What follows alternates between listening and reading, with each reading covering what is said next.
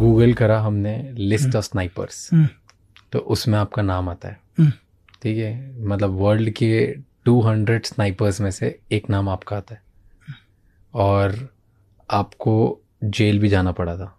तो क्यों जेल जाना पड़ा था, एंड क्या ये पब्लिक रिकॉर्ड में सब हर किसी का नाम अवेलेबल रहता है कि जो स्नाइपर है डेडिकेटेड, उसका नाम पब्लिक में आ सकता है?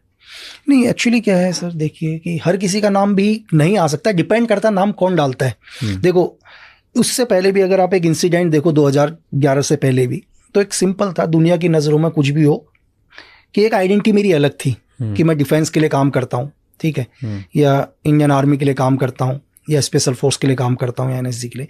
देन आने के बाद धीरे धीरे जब मुझे एक डबल मर्डर के केस में एक किलिंग होती है उत्तराखंड के अंदर, और उस किलिंग में अरेस्ट होता हूँ मैं, ठीक है, तो इसमें उस टाइम यूपीए की गवर्नमेंट थी, और यूपीए की गवर्नमेंट डिसाइड करती है, वहाँ की पुलिस और दिल्ली पुलिस और यूपी से कुछ बुलाए हुए कि इस किलिंग के पीछे इसका हाथ है करके। तो कैसे, क्यों आपको ही क्यों पकड़ा, राजू पारगाई और अमित आर्या केस पर? ये दोनों कौन थे? एक्चुअली दोनों, अगर आप रिकॉर्ड देखो तो दोनों के हिसाब से एज ए गवर्नमेंट रिकॉर्ड में दोनों एक बड़े गैंगस्टर्स हैं, ठीक है, दोनों बड़े गैंगस्टर्स, और कई केसेस हैं उनके ऊपर। मर्डर्स केस तो आम बात है, ठीक है, लेकिन कुछ आर्म्स डीलिंग्स पर भी हाथ है इनका। ओके, तो इलीगली वेपन स्मगल करते थे? वेपन्स और मर्डर्स तो आम बात थी, मर्डर्स वगैरह तो बहुत हैं। और इससे जब इनकी किलिंग हुई तो इनके ऊपर ये दोनों मर गए? दोनों मर गए, एक ही बुलेट से वन शॉट, एक बुलेट से दो लोग मरे? 2 आदमी, 1 bullet in 2 man kill sir, एक ही गोली से दोनों आदमी। ये कैसे हुआ? अब ये जो भी जिसने किल किया होगा उसी को पता होगा सर। तो इस केस पर मुझे अरेस्ट, एक ही गोली से दोनों आदमी मरे हैं सर, सिंगल बुलेट से। कैसे होता है, मतलब व्हाट इज पॉसिबल? अच्छा, पीएम एक ही कि जिसने भी मारा है, जिस शूटर्स ने भी मारा है इसको, जिस आदमी ने भी, उसने ऐसा एम लिया कि उसे दोबारा ना मारना पड़े 2 गोली।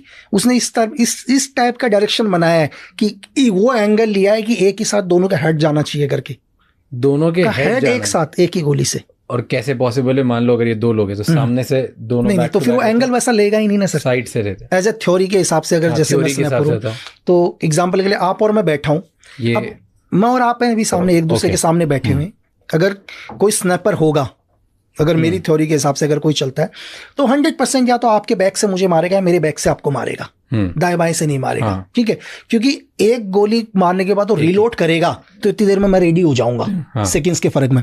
तो उसने जो भी एंगल बनाया है, या तो आपके 360 डिग्री बैक पर बनाया उसने, ठीक है, या मेरे 360 बैक पर बनाया, तो जो भी उसने पॉइंट रखा, उसने दोनों का हेड एक ही गोली से पॉइंट रखा है सर। तो उस हेड से फिर इस हेड से पार एक ही, तो ये एक की अगर आप तो पावरफुल स्नाइपर नहीं, गोली बहुत पावरफुल है सर। गोली के अंदर क्या होता है, मैं आपको डिपेंड करता है गोली का रेंज क्या है। हर गोली का अपना रेंज होता है दुनिया के, ठीक है।